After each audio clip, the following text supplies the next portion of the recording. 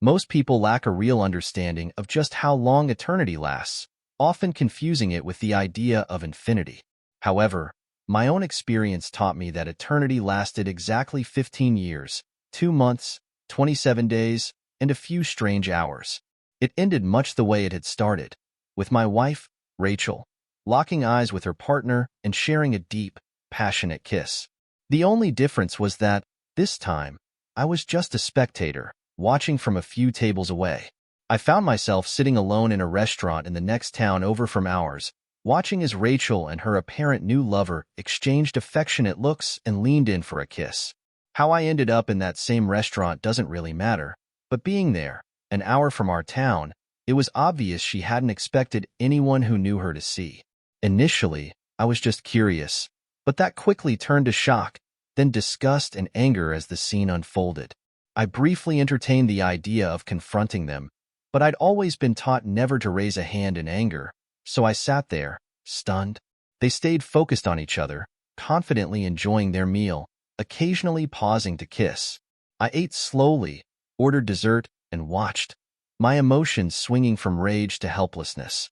When they finally finished, they stood, held hands, and walked out together.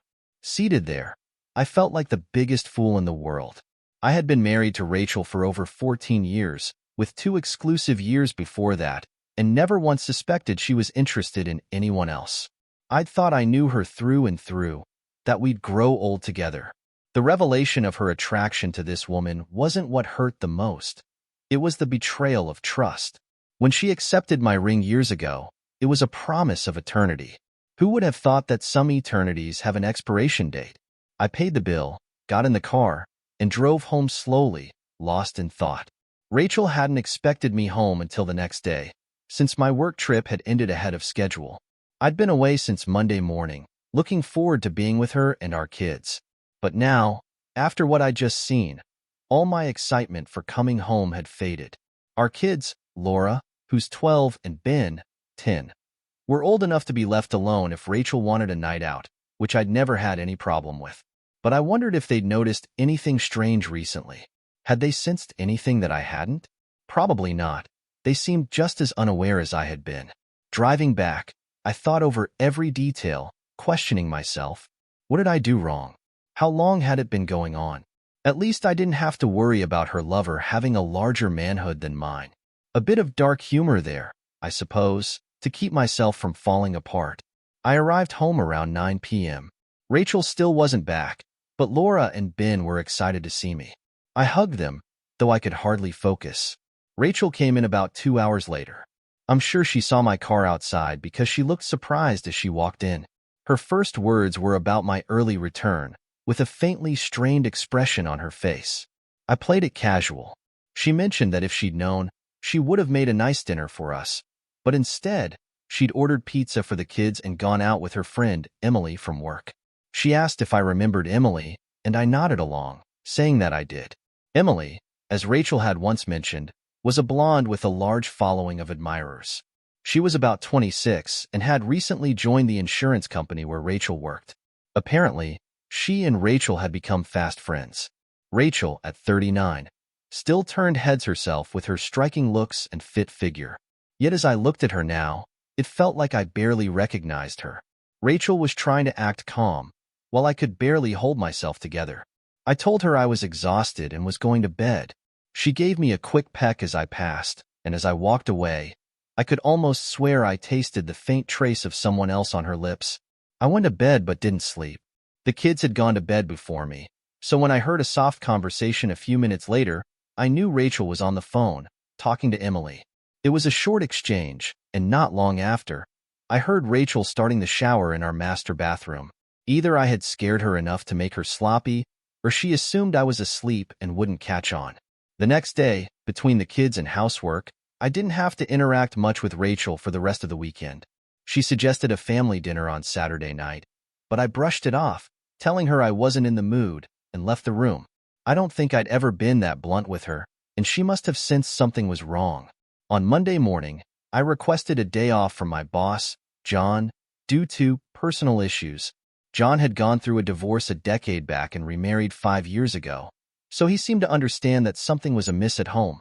Given my success on last week's sales trip, he didn't hesitate to approve the time off. As I was leaving his office, he handed me his lawyer's business card, mentioning that he'd used it during his own divorce. He offered his support, saying he was sorry for whatever was happening with me and Rachel. I thanked him, admitting I'd once thought my connection with Rachel would last forever. Taking John's suggestion, I sought legal advice 2 days later. My lawyer, while professional, seemed genuinely concerned about my feelings. She gently suggested that I might want to hire a private investigator to gather concrete proof of Rachel's infidelity, but I decided against it. She seemed to understand, pointing out that in a no-fault state, evidence wouldn't carry much weight. She said the main concern would likely be visitation arrangements with the kids, though she was confident it wouldn't be an issue. No matter how hard I tried, I found it difficult to be around Rachel and the kids in the days that followed. Rachel probably sensed it, given how little we communicated. I think the kids noticed something too. They seemed quieter than usual, picking up on the tension in the house. I gave Rachel several chances to address it, but she never took the opportunity. The situation reached a boiling point when she was served with divorce papers at work the following week. Call it petty, but I wanted Rachel to feel even a fraction of the pain I was going through. Based on the call records, I'm guessing she was served around 11:03 a.m. because my phone started blowing up at 11:05. I ignored all 15 calls from her and several more from unfamiliar numbers, assuming she was using friends' phones to try to reach me. Oddly, I felt a spark of energy for the first time since discovering her affair with Emily, and I found myself having a decent day. When I got home at 5:30, Rachel's car was already in the garage. She wasted no time confronting me, furious about being served in front of her friends and coworkers. I stayed silent as we entered the house and put down my things. The kids were in the living room, absorbed in a movie. I calmly explained that I'd made sure she was served along with her special friend, for her own comfort. Her anger turned to tears instantly. I couldn't hold back anymore and asked her 2 simple questions: how long it had been going on, and when she had planned to tell me. She admitted it had been about 6 months and claimed they'd been planning to inform me soon. Within moments, her demeanor shifted from angry to defeated, and she slumped down at the kitchen table. I walked over to the drinks cabinet, poured myself a double shot of bourbon, and sat across from her. If looks could kill, she'd have been gone the second I sat down. I took a sip, observing her while she stared at the table. After a moment, I quietly asked how I could have been so oblivious after all these years. She replied that she'd only recently come to understand this part of herself. She claimed it wasn't something she planned. It just happened. Then she looked me in the eye, saying this shouldn't change anything between us. Rachel insisted that she still loved me and that she needed time to explore this new part of herself. She asked for my support and patience, saying it was her turn. I could barely believe her. I told her I was stunned that 6 months hadn't been enough for her exploration. If she truly loved me, she would remember our vows and wouldn't consider exploring in the first place. I reminded her that loyalty is loyalty, regardless of gender. She countered, saying true love could forgive one mistake. I argued that maybe one instance could be forgiven, but 6 months was no accident. It was a choice. I went on, frustrated, explaining that love isn't an excuse to destroy a family and break trust. She responded that it had everything to do with girls and accused me of being unsupportive and overreacting. I confronted Rachel, accusing her of turning into someone I no longer recognized, and I challenged her supposed love for me, saying it now felt like she loved me more like a pet than as a partner.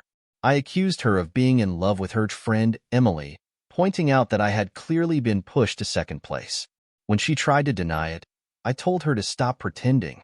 I knew what I had seen, and I knew her better than anyone. The guilt on her face confirmed it, and I realized that she understood I'd seen them together. Even with her attempts to salvage the situation, I told her it didn't change the fact that she was in love with someone else. I expressed that if it had been another man, things might have been different. At least I could confront him. She then asked if we could handle things civilly, to which I replied uncertainly, acknowledging that the painful truth was that she'd fallen in love with someone else, and that someone else had effectively taken her from me. A few months later, I learned that our kids knew nothing about Rachel's affair. They thought of Aunt Emily as just a close friend of their mom's. They had both seen the occasional hug or kiss, but since Aunt Emily wasn't a man, they didn't think there was anything inappropriate. I found out about this one night when the kids and I were out to dinner, and they mentioned that Emily had been spending a lot of time around the house since I'd moved out. They seemed to have pieced together that Aunt Emily was one of the reasons Rachel and I were getting a divorce. Since we lived in a no-fault divorce state, our finances were pretty much split evenly. I had to pay child support, and Rachel got the house until the kids went to college. I moved into an apartment about 15 minutes away from our old home, feeling completely shattered. Rachel and I kept in contact mostly for the kids, who were involved in all kinds of activities. We made sure to support them as best as we could. For reasons I still don't fully understand, Rachel fought hard during the divorce proceedings, and they dragged on for almost a year before it was finalized. I was civil but distant whenever I saw Rachel and Emily at our daughter's events. I was invited to family gatherings, but knowing that Rachel would be there, I politely declined. I know I missed out on some beautiful family memories, but it was all I could do to keep my composure when she and Emily were around. For birthdays and Christmas, I spent a solo day with the kids, making my own memories with them. As you might expect, each of us kept the friends we had before we got married, but most of the friends we'd made as a couple stuck by Rachel. One of the husbands confided in me that some of them felt uncomfortable around me, given that I'd lost my wife to another woman. It was as if they believed I deserved what happened, and some of the wives even implied as much. I let those friendships go without any argument because, as the saying goes, adversity reveals true friends. By my own choice, I didn't date much for the next few years. My heart wasn't ready for it, and I preferred a quieter life. About a year into being on my own, I went to the local animal shelter and adopted a German Shepherd, about 3 years old. I asked the shelter staff to show me the dogs that had been there the longest, and I ended up choosing one that had been there since he was a playful puppy. After being overlooked for so long, he had grown quiet and withdrawn, with the saddest eyes I'd ever seen on a dog. I felt an instant connection, as if we were both souls who'd been rejected. The dog's name was Sam. Not a cute, fluffy name, just Sam. But Sam and I clicked right away. When I brought him home, he sniffed around a bit, then climbed up on the couch next to me and curled up by my side. He was gentle with the girls when they visited on weekends, but I think he preferred it when it was just us guys. Sam loved going on walks or car rides with me, and he became my loyal companion. I'd talk to him about nearly anything, and while he didn't say much back, I could tell from his attentive gaze and perked ears that he was listening. A few years later, my oldest daughter, Laura, met a guy from Boston in college and got married. My engineering career was going well, and I could afford to give her the wedding of her dreams. Walking her down the aisle, I felt immensely proud, even if I earned a playful reprimand afterward for stumbling over one of my lines. I realized it at the rehearsal, but under the pressure of the real moment, my voice cracked, and I found myself coming to my senses with a smile. When the pastor asked who was giving Rachel away, I mistakenly replied with just I, instead of the proper her mother and I. I could barely get the words out. Taking my seat in the front row beside Rachel, she leaned over and muttered quietly that my response was disgusting, and I knew exactly what she meant. Emily, seated next to Rachel, leaned forward and shot me a glare. I subtly mouthed for her to forget it, while glancing over to see if the pastor noticed our exchange. Weddings always stir up memories, and at first, I recalled my wedding day with a bit of nostalgia.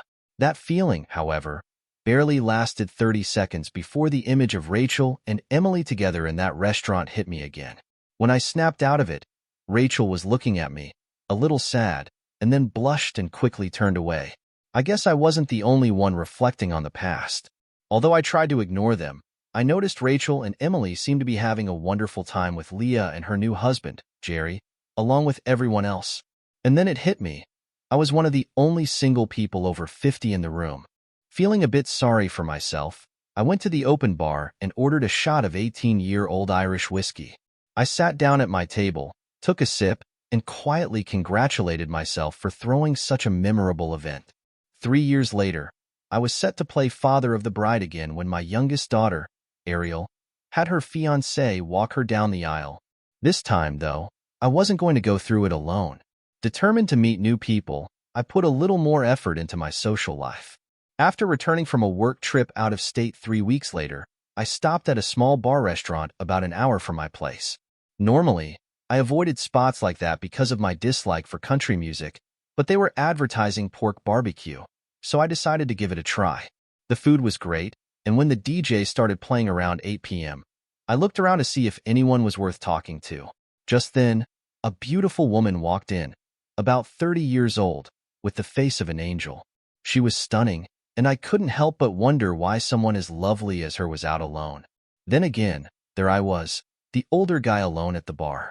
She was probably too young for me, but I waved over the bartender and asked him to put her drink on my tab. When he told her, she looked my way, then walked over to thank me. I invited her to sit, and to my surprise, she did, introducing herself as Jade. We had a nice conversation, and at the end of the night, she surprised me by suggesting we go back to her place. As we got up to leave, a man in a cowboy hat approached, lightly kissed her on the cheek, and introduced himself as her husband, Fred. I halted, unsure what was going on. Jade explained that Fred would be joining us, but I put my hands up, saying that wasn't my style, and left. In my next attempt to find companionship, I decided to reach out to Carrie, a woman from my church, a 50-year-old divorcee with long black hair, a warm smile, and a kind spirit. We'd been on a few dates, and one evening back at my apartment, things started to get close. But as we were together, she started muttering her ex-husband's name. When she actually shouted it, I stopped immediately, explaining that I wasn't Jim. She seemed annoyed and asked why I'd stopped, but I drove her home, and needless to say, there was no fifth date. My next venture was a co-worker of mine, Allison, a 42-year-old paralegal who had separated from her husband about 5 years earlier. She was a friend at work, someone I'd known for over 10 years, and by then we'd shared our stories. Our first evening together turned into many wonderful ones, and before long, we'd become close. Looking forward to my daughter's next big event, I asked Allison to be my date. She seemed hesitant at first, pointing out the complex family dynamics, especially with my ex-wife, but I assured her it'd be fine. Then I mentioned my loyal wingman, Sam, a 45-pound German shepherd mix with an uncanny intuition about people. I joked that if Sam didn't approve, I wouldn't be taking her to the wedding. Amused but intrigued, she called me a bit strange. Fortunately, Sam took to her immediately, passing his test without hesitation. The girls were thrilled I wouldn't be attending the wedding solo. Rachel, however, looked far from pleased, consistently giving me a disapproving look. I ignored it, not engaging much with her, though it did bother Allison, who picked up on Rachel's cool demeanor at the rehearsal dinner. I finally found Rachel alone and confronted her, asking her directly what her problem was. She shot back with sarcasm, criticizing Allison and implying I'd taken up dating Girl Scouts. I told her jealousy didn't look good on her, reminding her that Allison, Rachel, and Emily were the same age. With a smirk, I joked that Rachel had traded me for a younger version of herself, to which she responded with a bit of flustered grace. A year later, Allison became my second wife, and life continued on. Honestly, I'd nearly forgotten that I was on the bone marrow registry when I got a call at work, telling me that, after 30 years, I was a match for someone. Excited by the chance to save a life, I knew the extraction would be a bit inconvenient, but my drive to help others outweighed any hesitation. Additional testing would be required, and if all went well, the procedure would be scheduled for 2 weeks later. I readily agreed, grateful for the opportunity.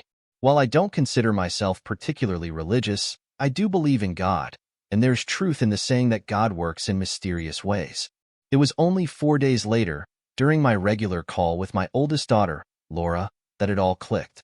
Ariel and I generally avoided discussing Rachel's life, but Laura mentioned that a bone marrow match had been found for Aunt Emily.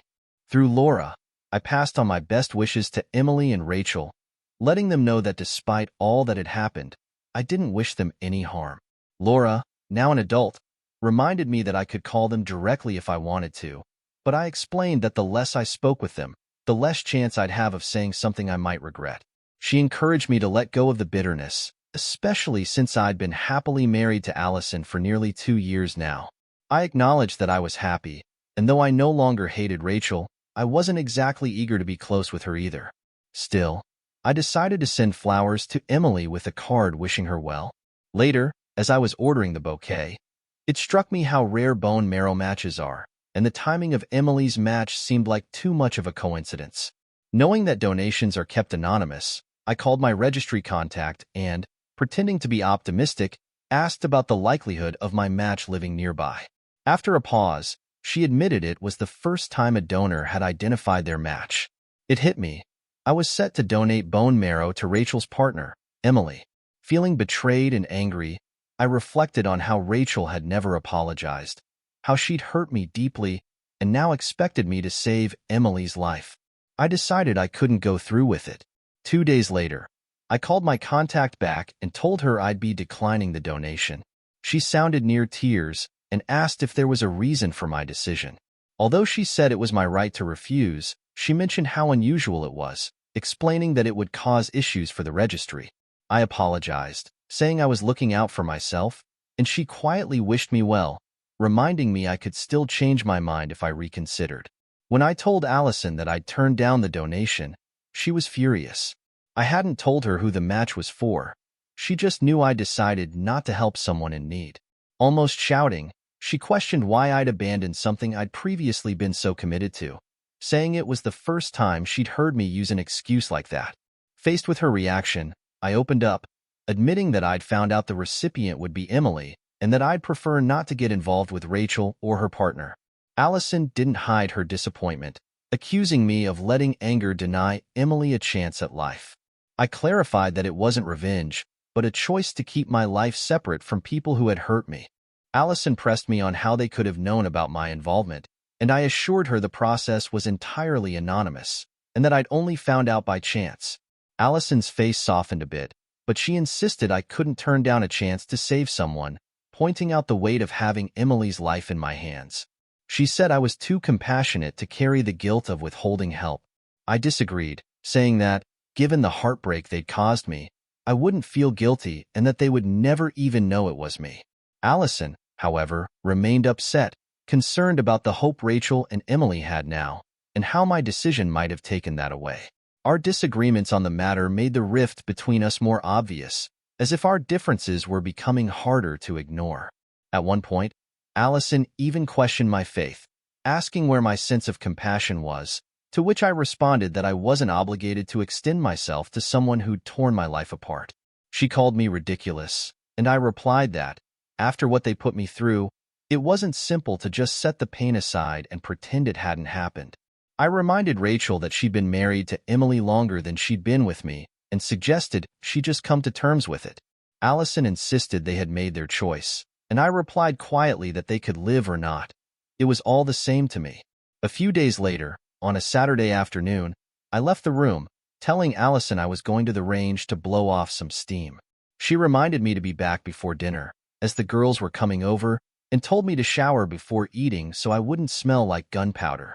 I took my 9mm to the range and went through about 500 rounds, hitting the target hard. Shooting always relaxes me.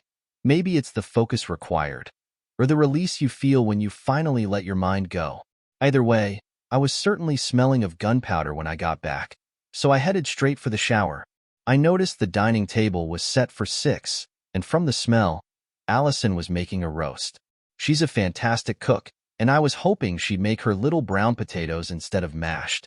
After cleaning up, I poured myself a glass of rye and brought Allison a glass of wine. She seemed a little tense, which I figured was her wanting the dinner to be just right for the girls and their husbands. I kissed her and went to sit in the living room, reading on my laptop. A while later, I heard the front door open, and the girls came in, not with their husbands, but with Rachel and a somewhat shabby-looking Emily. I shot Allison a glare as I stood to greet everyone, feeling blindsided. I kissed both girls but said nothing to Rachel or Emily. Meanwhile, they greeted Allison warmly, and I picked up on plenty of whispering around the table. Realizing Allison had orchestrated this, I felt more ambushed than welcomed. Part of me wanted to grab my phone and just leave, but I decided it was time to say my piece. I had to sit through the excuse that it was just a nice meal with family and friends.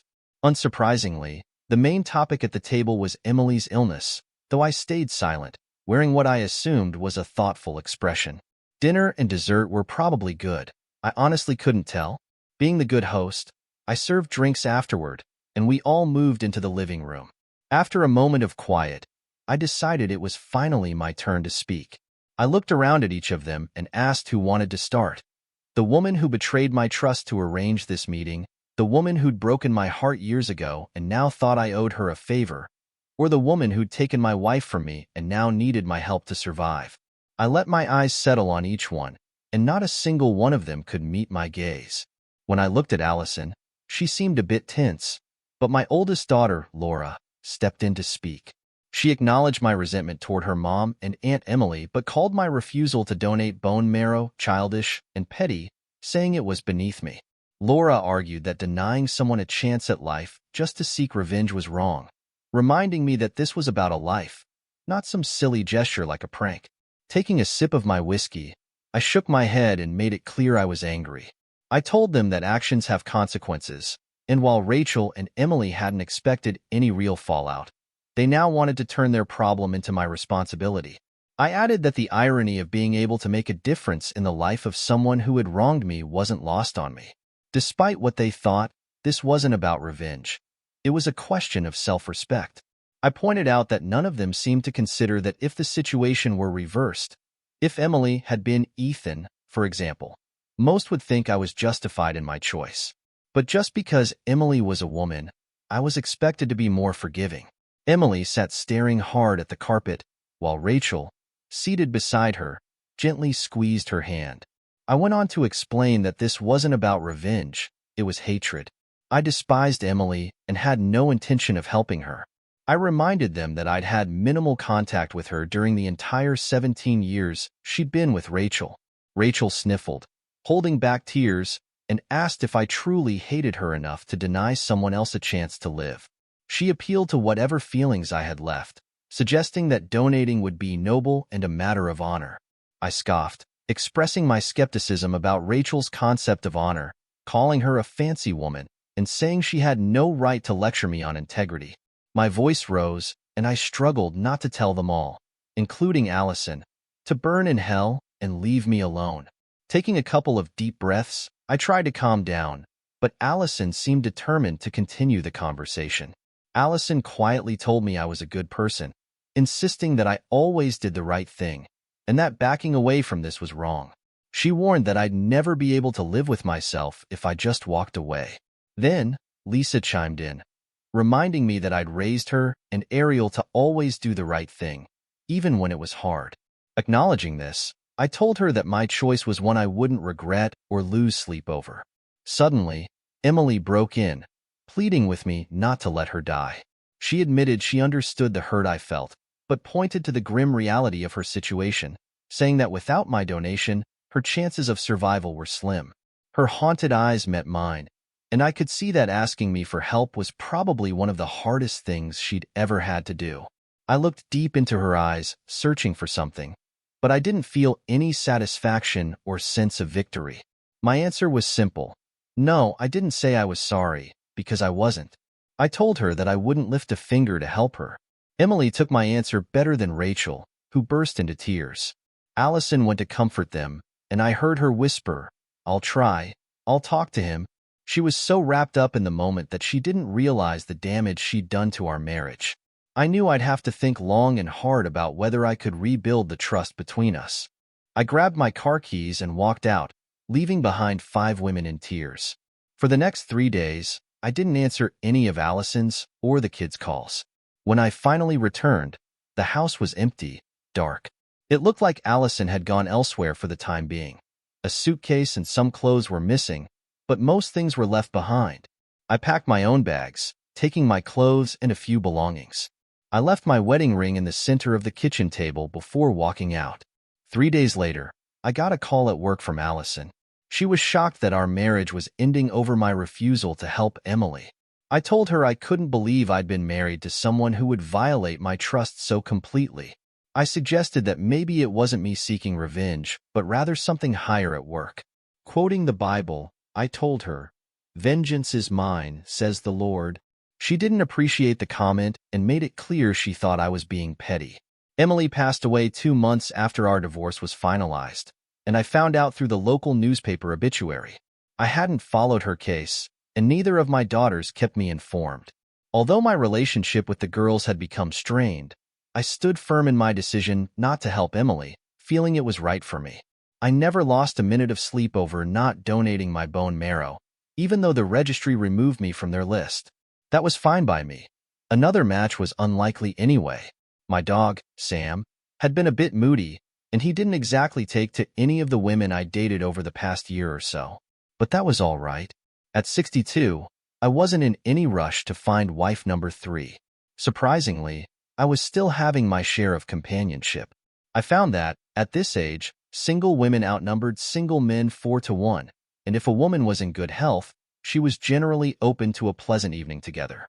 Of course, neither of us was trying to be too adventurous, but we found a nice balance in just enjoying each other's company. For years passed with no contact with my family until one day, my youngest, Ariel, called to let me know that Rachel had passed away. She thought I'd want to know and invited me to the funeral. Rachel and I had shared 15 good years and had 2 children, so I decided I should at least attend. Maybe it was also a chance to reconnect with the girls. I sat in the back row alone. It was a good ceremony. Afterward, I approached the girls and their families, receiving shy hugs from them and handshakes from their husbands, along with curious greetings from my 3 grandchildren. We went to a nearby restaurant, and after only a few minutes, the first question came from Lisa. She bluntly asked why I'd let Aunt Emily die. I noted how, even after 4 years, the conversation still hadn't changed, and referred to Emily as a wife thief. I told them it would be the last time I discussed the matter. To illustrate my point, I gestured to a young man at the bar and posed a hypothetical scenario to Lisa's husband, Jerry. What if this man tried to kiss her? Jerry didn't hesitate, saying he'd step in to handle it. When I asked what he'd do if the man had actually had an affair with Lisa, he replied the man would be already dead. I used the example to emphasize that if the man were dead, Jerry wouldn't be worried about saving him. Seeing realization dawn on Jerry's face, I explained that I hadn't saved Emily's life, partly because of the pain she'd caused me, but also because I wouldn't have saved any man who'd done the same. The room grew quiet as understanding spread, and I admitted that, while I wasn't proud of my decision, I wasn't ashamed of it either. Emily didn't deserve my compassion after tearing apart my family. Ariel quietly asked how I could hold on to such resentment if I had ever truly loved her mother. I confessed that I'd loved her mother deeply, but when she shattered my heart, much of that love turned to bitterness. I told them I was just a man, not the villain her mother had made me out to be, and that things had eventually caught up to Rachel and her friend. Tears filled the eyes of the other adults in the room, while my grandchildren looked a bit lost. I acknowledged that it would take time for all of us to come to terms with everything that had happened, and I suggested that we try not to dwell on the past as life went on.